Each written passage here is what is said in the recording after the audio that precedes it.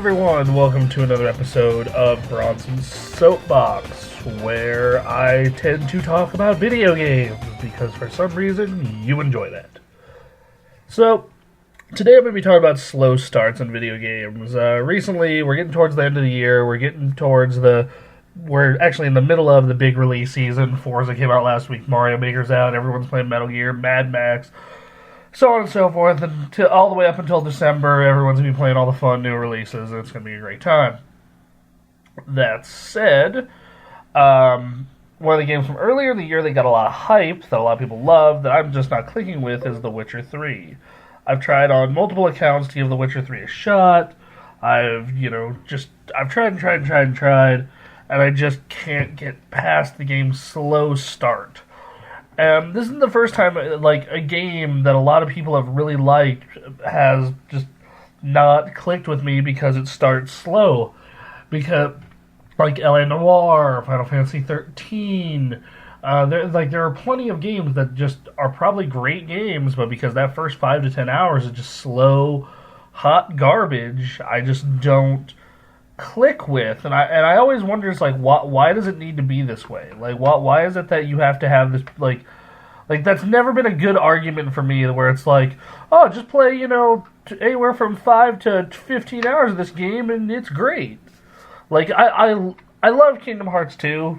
It's one of those games where I managed to get past its disgustingly awful slow start and actually really enjoy the game, but the first 6 hours of the game are disgusting.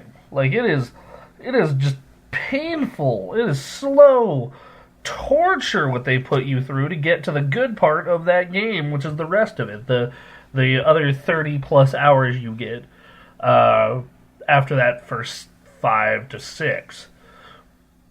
And I don't mind a slow start if it serves a purpose and it's kind of entertaining.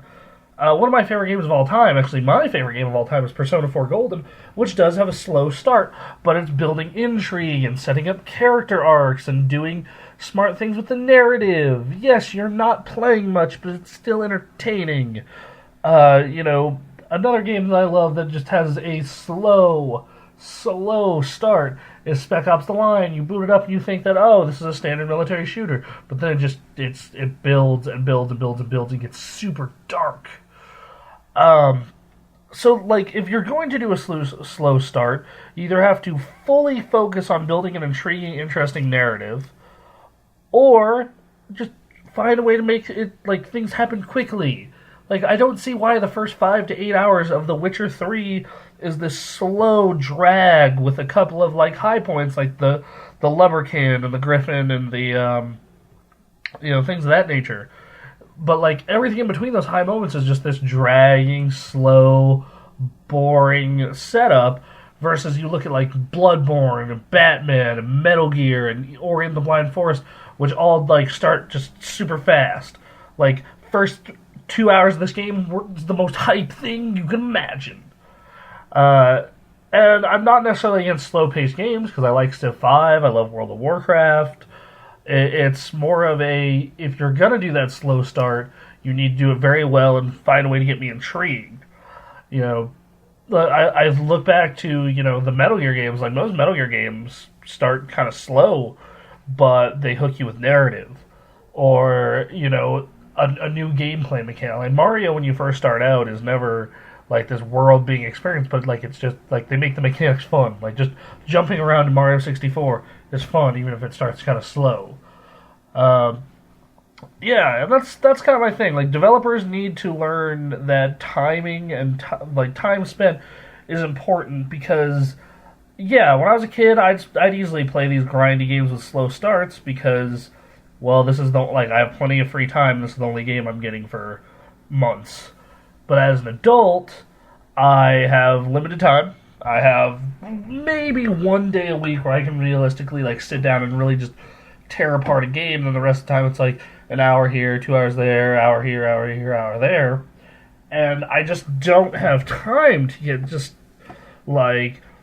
I don't have time to suffer through this slow beginning of a Dragon Age Inquisition, or the slow beginning of The Witcher, to get to the real, meat and potatoes of it. The real like quality parts of those games, the parts that have caused people to give it perfect tens and whatnot. When I have a game like Bayonetta, which is like first beginning of this game is awesome, it's super fun.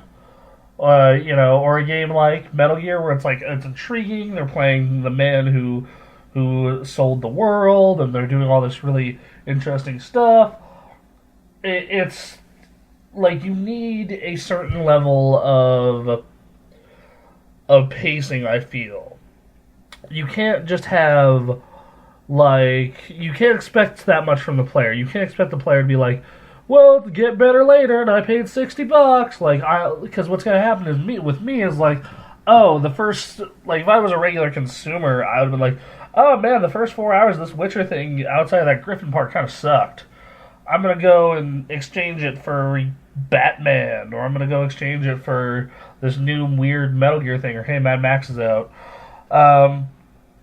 So yeah, like I think developers need to learn to respect time more.